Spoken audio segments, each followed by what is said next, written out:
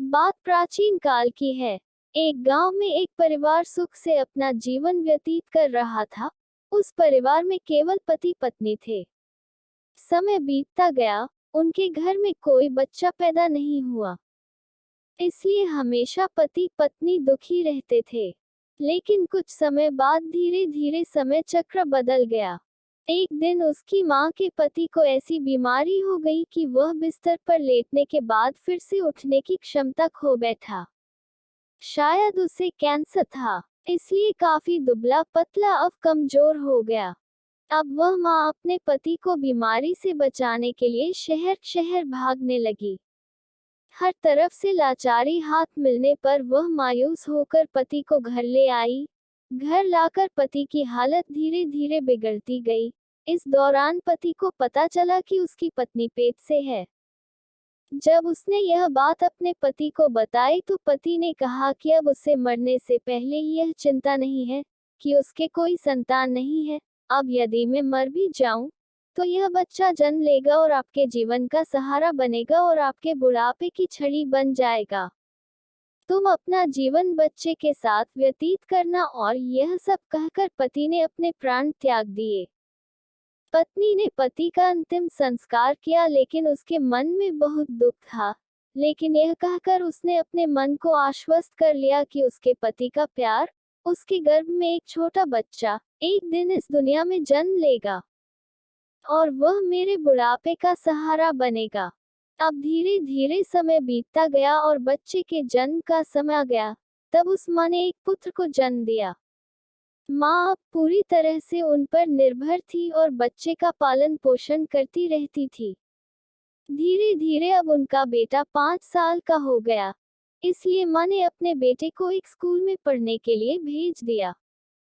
माँ की ममता विलक्षण होती है, इसलिए माँ अपने बेटे से बहुत प्यार करती थी। माँ अपने बच्चे का दर्द नहीं देख सकती, इसलिए माँ उस बच्चे का देखा दर्द स्वयं उठाती थी।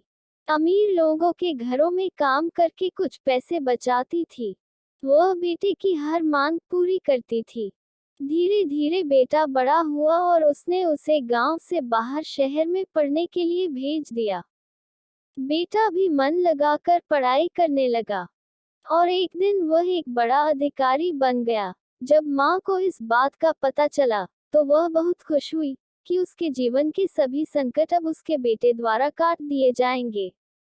बेटा अब गांव से दूर रहने लगा और आत्मविश्वास से अपना काम करने लगा। अब उसकी माँ गांव में अकेली रह गई थी। धीरे धीरे समय बीतता गया। नौकरी को अधिक समय देने के कारण बेटे का अपनी माँ के प्रति लगाव भी कम होता गया और वह अपनी माँ को लगभग भूल चुका था। उसे वहाँ एक लड़की से प्यार हो गया। जब उसने लड़की को अपनी माँ के बारे में बताया तो लड़की ने कहा कि अगर वह यह सब अपनी माँ को बताएगा तो वह हमारी शादी के लिए तैयार नहीं होगी। इसलिए उसने बिना अपनी माँ को बताए शादी कर ली और लड़की ने अपने माता पिता से मिलकर शादी कर ली। अब वह बेटा अपनी पत्नी के प्यार में इतना फंस गया कि वह अपनी माँ के सारे कष्ट भूल गया। जब उसकी माँ को इस बात का पता चला तो उसे बहुत दुख हुआ, लेकिन वह यह सोचकर माँ अपने मन को समझा लेती कि एक दिन उसका बेटा जरूर आएगा। समय बीत रहा था और माँ भी अब बूढ़ी हो रही थी। गांव के लोग भी उसे कहने लगे कि उसका बेटा अब कभी नहीं आएगा। लेकिन उस माँ के मन में उम्मीद थी कि एक दिन उसका बेटा जरूर आएगा। उधर बेटा पत्नी के प्यार में फंसकर माँ को पूरी तरह भूल चुका था।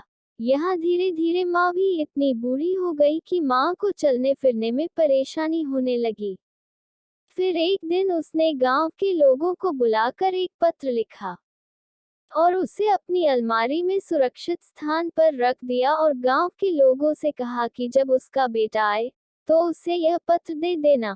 और बूढ़ी माँ एक दिन अपने बेटे की याद में गुजर गई।